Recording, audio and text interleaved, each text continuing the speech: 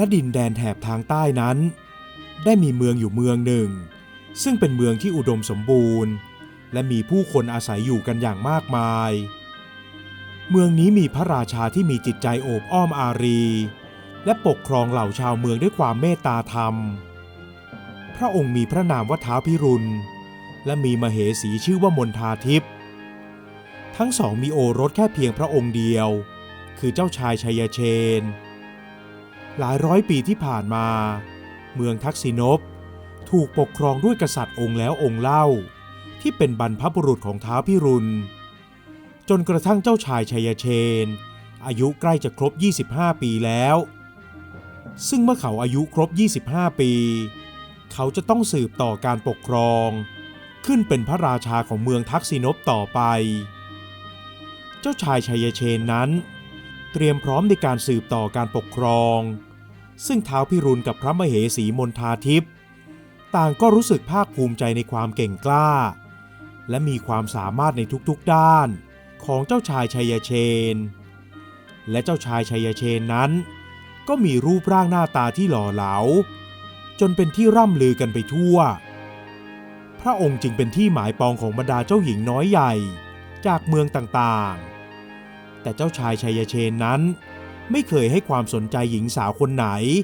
นอกจากพกากรองหญิงสาวที่เติบโตมาด้วยกันตลอดหลายปีที่ผ่านมาในช่วงสมัยที่ท้าวพิรุณปกครองเมืองทักษิณพผู้คนต่างอยู่เย็นเป็นสุขและภายในราชวังเองก็สงบเงียบมีแต่ความร่มเย็นเรื่อยมาแต่ไม่มีใครรู้เลยว่าได้มีภัยแอบแฝงอยู่ในเมืองนี้มานานแล้วโดยภัยร้ายนั้นมาจากนางสนมคนสนิท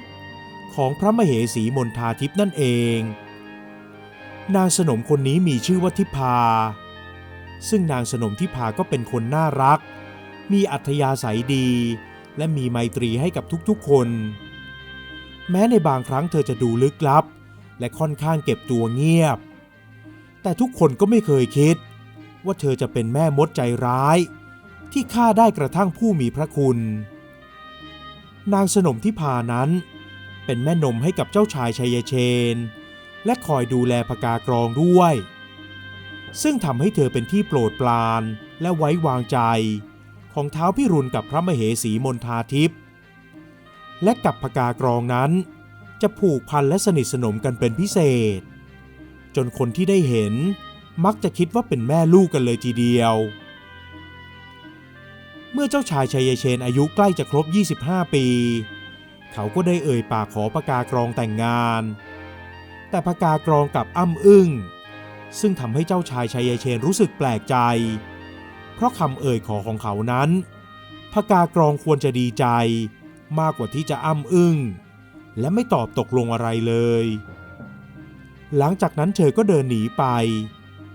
ซึ่งการสนทนาของทั้งสองคนอยู่ในสายตาของนางทิพาตลอดเวลาเมื่อพกากรองบอกปฏิเสธก็ทำให้เธอนั้นยิ้มออกมาด้วยความสมใจ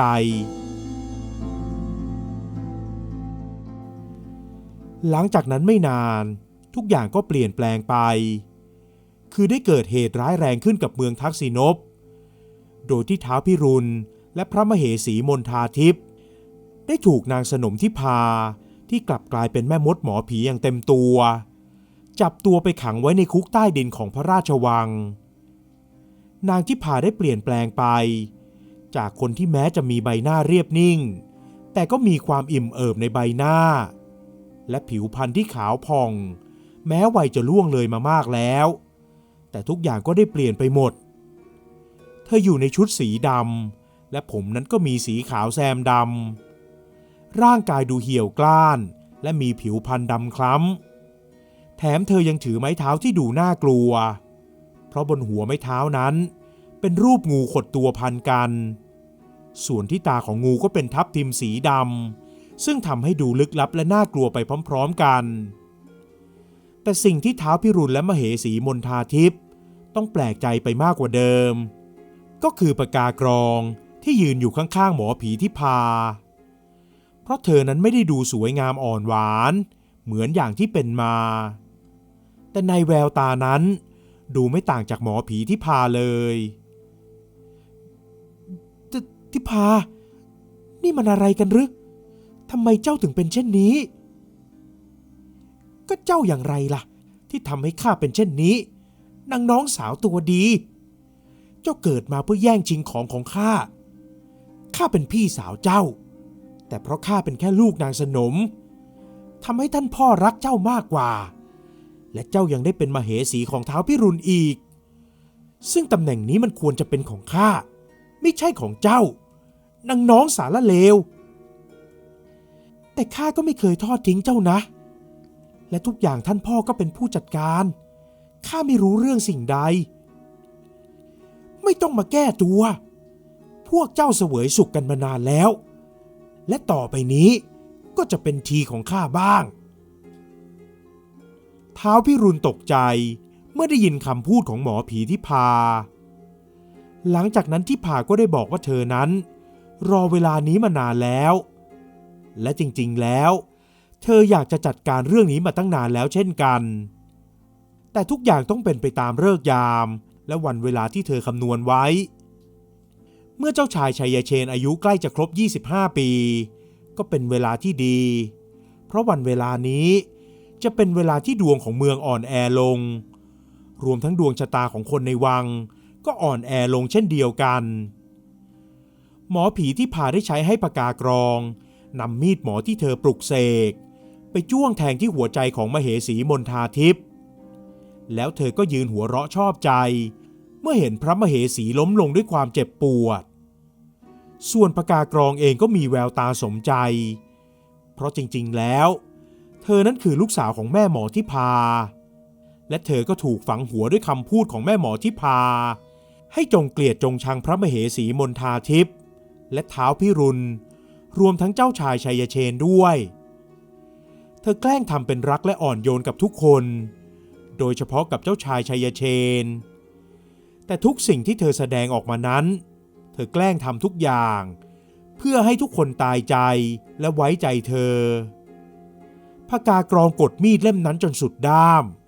และยืนมองพระมเหสีดิ้นรนด้วยความเจ็บปวดส่วนท้าวพิรุณที่ถูกมัดไว้กับเสาหินก็ได้แต่ยืนนิ่งตกตะลึงเมื่อเห็นเมียตายไปต่อหน้าต่อตาและก่อนที่พระมเหสีจะสิ้นลมเจ้าชายชัยเชนกับทหาร2-3 คนที่พยายามตามหาท้าวพิรุณกับพระมเหสีอยู่นั้นได้เข้ามาที่คุกใต้ดินพอดีเขาตะโกนร้องลั่นเมื่อได้เห็นภาพนั้นเจ้าชายชัยเชนพุ่งเข้าไปผลักพกากรองและรีบถอนมีดที่ปักอกผู้เป็นแม่ออกแต่เขาก็ไม่สามารถช่วยอะไรได้แล้วพระมเหสีมนทาทิพย์ได้สิ้นใจตายในอ้อมแขนของเขาส่วนท้าวพิรุณที่ยืนมองด้วยความเจ็บปวดนั้นได้พยายามบอกให้เจ้าชายชัยเชนหนีไปแต่เขาก็ไม่ยอมหนีและคิดสู้กับแม่หมอทิพากับพกากรองด้วยพกากรองพี่รักเจ้าแล้วทำไมเจ้าทำแบบนี้ฮะข้าไม่ได้รักท่านแม้แต่นิดเดียวข้าหมายจะปลิดชีพท่านต่างหากเล่าพกากรองพูดจบก็โผล่เข้าทำร้ายเจ้าชายชัยเชนด้วยวิชาคาถาอาคมที่เรียนรู้มาจากแม่หมอทิพาและระหว่างที่ต่อสู้กันอยู่นั้นทหาร2-3 คนที่มาด้วยก็ได้ต่อสู้ปกป้องท้าวพิรุณแต่ทุกคนก็ถูกแม่หมอทิพาฆ่าตายอย่างทารุณโดยเฉพาะท้าวพิรุณนั้นแม่หมอทิพาได้ใช้มีดปักอกตรงที่หัวใจเช่นเดียวกับที่พกากรองทำกับพระมเหสีเมื่อเจ้าชายชัยเชนเห็นทั้งพ่อและแม่ตายไปหมดแล้วเขาก็เสียใจอย่างหนักและต่อสู้กับทั้ง2 คนอย่างไม่หวั่นกลัวแต่เพราะต้องต่อสู้กับคนที่มีวิชาคุณไสยทำให้เขาเกือบจะพ่ายแพ้และสุดท้ายเขาก็ฆ่าพกากรองและแม่หมอที่พาลงได้ด้วยมีดหมอเล่มที่ปักอกของพระมเหสีนั่นเองแต่ถึงแม้เขาจะฆ่าทั้ง2 คนตายไปแล้วเขาก็ต้องกลายเป็นเจ้าชายที่สุดจะอัปลักษณ์ด้วยเวทมนต์ที่แม่หมอที่พาเป่าใส่หน้าก่อนที่จะสิ้นลมตายไปแม่หมอที่พานอนจมกองเลือดอยู่ข้างๆศพของพกากรองและมองเจ้าชายชัยเชนด้วยแววตาเยาะเย้ย ถึงข้าจะทำไม่สำเร็จแต่เจ้าก็ต้องกลายเป็นเจ้าชายปีศาจสมใจข้ายิ่งนัก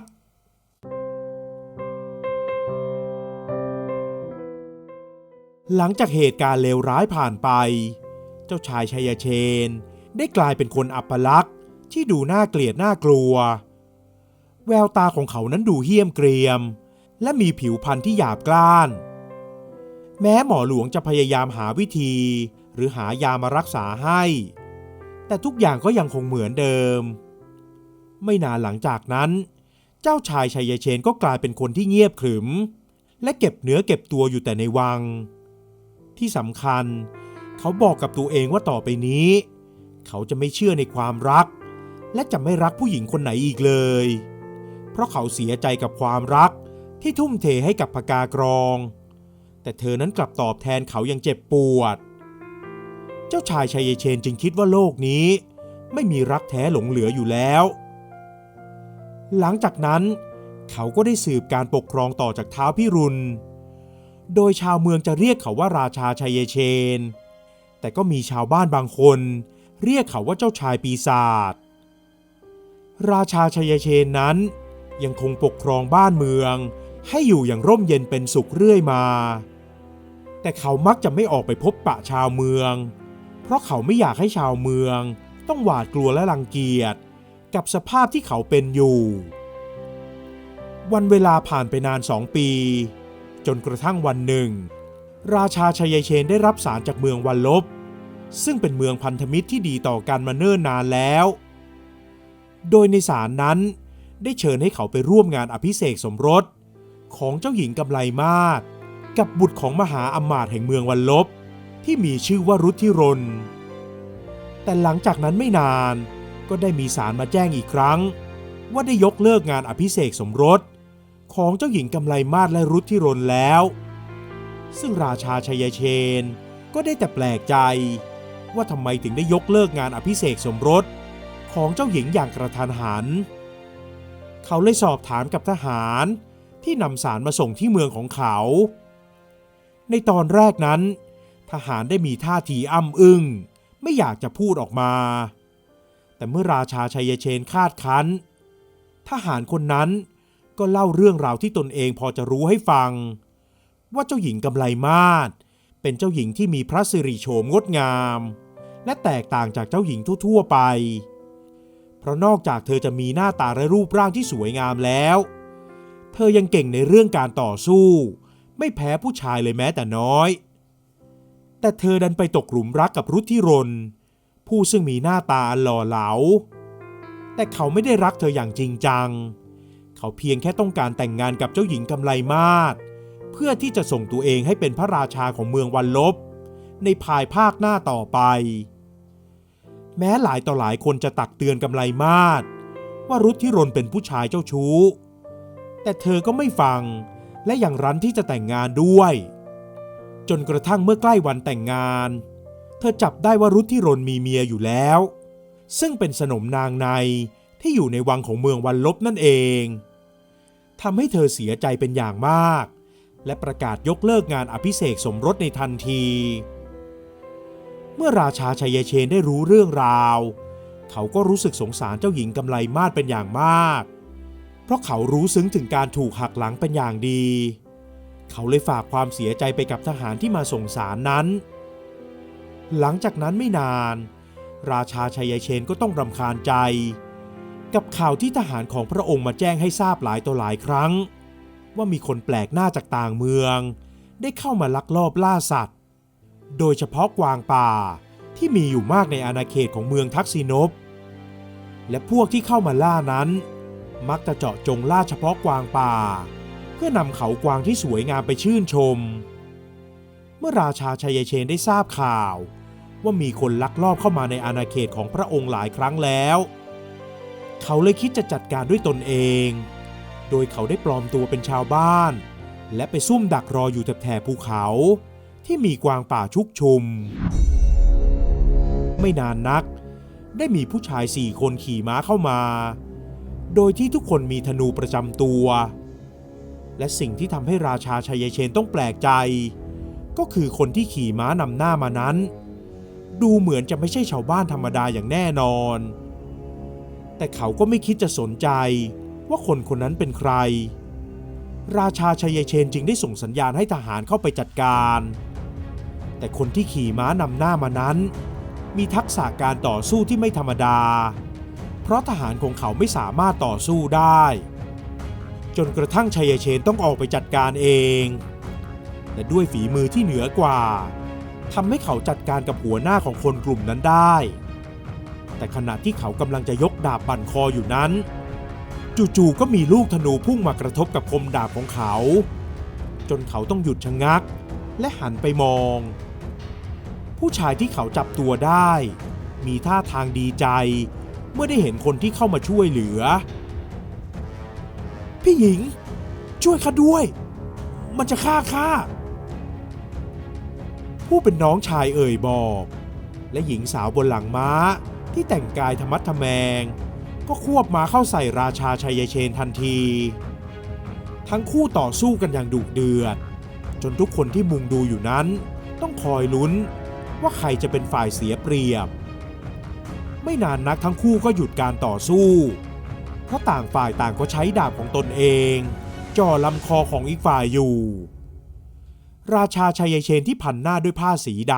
ำจู่ๆผ้าที่พันหน้าอยู่นั้นก็ได้หลุดออกจนเห็นใบหน้าอันเหี้ยมเกรียมส่วนหญิงสาวคู่ต่อสู้ก็ตกตะลึงเมื่อได้เห็นใบหน้าที่ชัดเจนของอีกฝ่ายราชาปีศาจท่านคือราชาชัยเชนใช่หรือไม่หญิงสาวบนหลังม้าเอ่ยถามอย่างอาถรรพ์และกิริยาท่าทางพร้อมทั้งทักษะการต่อสู้ของเธอนั้นก็ทำให้ราชาชัยเชนถูกใจอยู่ไม่น้อย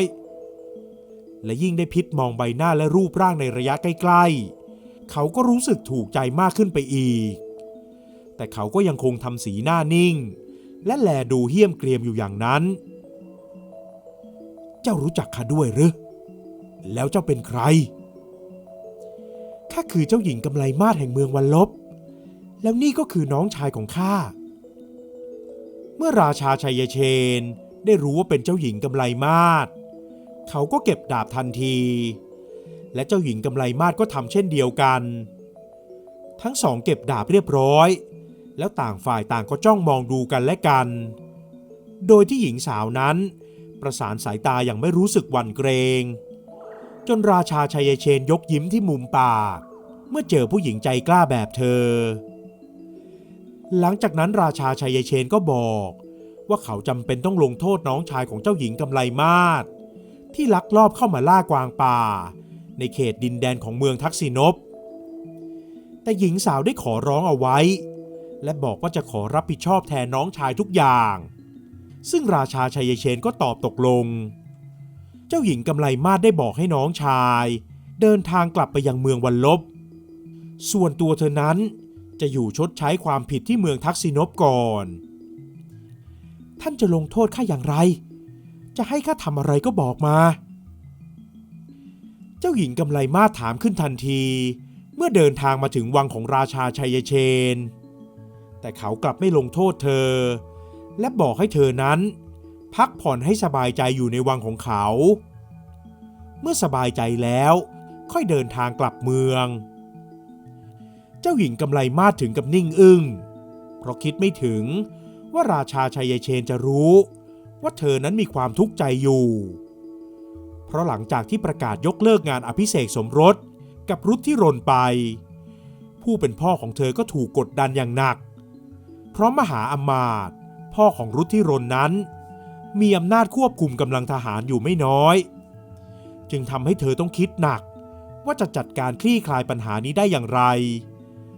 เธอเลยตัดสินใจเดินทางออกจากเมืองเพื่อจะเข้าป่าและอยู่อย่างเงียบๆสักพักก็รู้ว่าน้องชายได้มาก่อเรื่องที่เมืองทักษิณพเธอจึงรีบตามมาช่วยเหลือ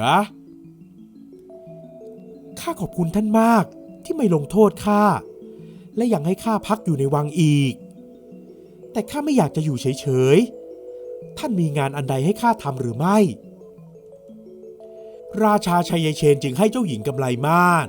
ฝึกการใช้ดาบให้กับเด็กผู้ชายในวังเมื่อหญิงสาวได้ทำหน้าที่นั้นเธอกลับชอบใจและวันไหนที่ราชาชัยเชนมาช่วยฝึกสอนเด็กๆด้วยเธอก็จะสนุกสนานเป็นพิเศษและกิริยาท่าทางของเธอนั้น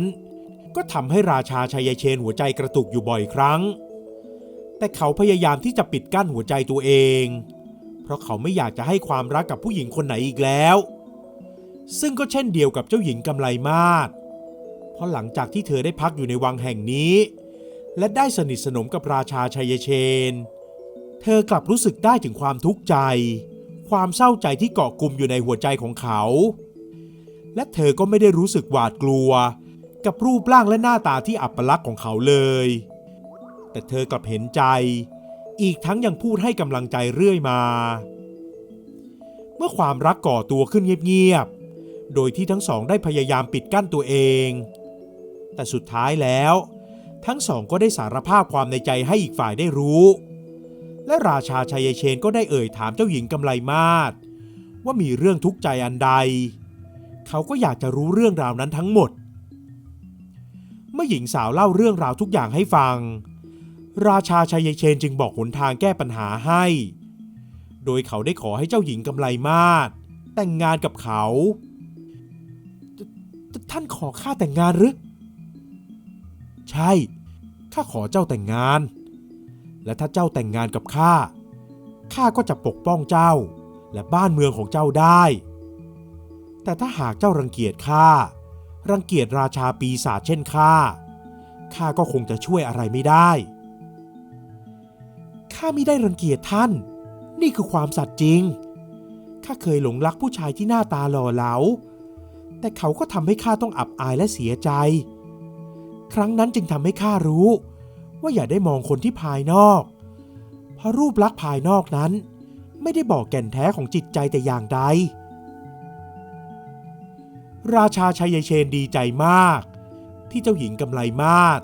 บอกความในใจให้เขาได้รู้หลังจากนั้นไม่นานทั้งสองก็แต่งงานกันและหญิงสาวได้เปลี่ยนแปลงตัวเขาโดยที่เธอพยายามให้ราชาชัยเชนได้ออกพบปะชาวเมืองซึ่งเธอก็จะคอยให้กำลังใจอยู่ข้างๆและบอกเขาอยู่เสมอว่าชาวเมืองต้องการราชาที่มีจิตใจเมตตาและทรงธรรมแม้รูปร่างหน้าตาจะเป็นอย่างไรแต่ถ้าจิตใจดีมีความกล้าหาญพร้อมจะปกป้องและดูแลชาวเมืองก็ต้องรักและเคารพอย่างแน่นอนเจ้าหญิงกำไลมาศให้ความมั่นใจว่าไม่นานชาวบ้านจะลืมความอัปลักษณ์ไปเองแล้วก็เป็นไปตามที่เจ้าหญิงกำไลมาศบอกจริง